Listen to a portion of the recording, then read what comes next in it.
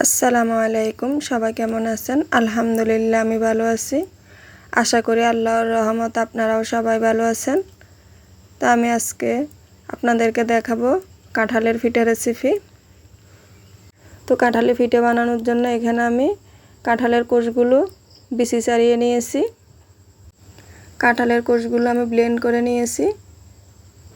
তো এখন এখানে স্বাদমতো লবণ দিয়ে দিব, 2 চামচ পরিমাণ গুঁড়ো দুধ দিয়ে দিব, পরিমাণ মতো চিনি দিয়ে দিব।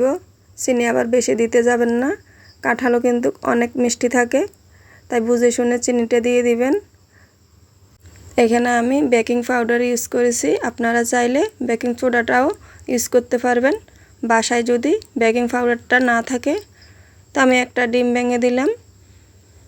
তো আমি এখানে 2 কাপ পরিমাণ চাউলের আটা দিয়ে দিলাম এবং 2 কাপ পরিমাণ ময়দা দিয়ে দিলাম।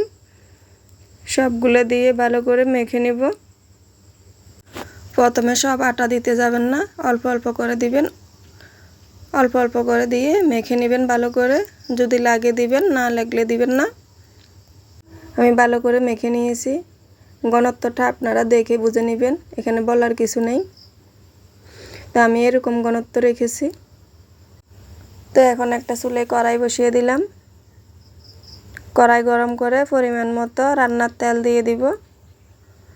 তেল গরম হওয়া পর্যন্ত অপেক্ষা করব। তেল ভালো করে গরম না হলে পিঠা নিচ থেকে লেগে যাবে। তো আমি তেল গরম করে নিয়েছি, একে একে সব পিঠাগুলো দিয়ে দিব। যারা দেখতে দেখতে ভিডিওর এই পর্যন্ত চলে এসেছেন, লাইক কমেন্ট শেয়ার করবেন। আর যদি ভিডিওটা ভালো লেগে থাকে সাবস্ক্রাইব করে পাশে থাকা বেল আইকনটি বাজিয়ে দিবেন। কথা বলতে বলতে পিঠাগুলো ভেজে নিয়েছি। তো একটা প্লেটে নিয়ে নিলাম। এখন একটা ভেঙে দেখাবো। মাশাআল্লাহ, খেয়েও নিলাম একটু। তো দেখা হবে পরবর্তীতে। আসসালামু আলাইকুম, আল্লাহ হাফেজ।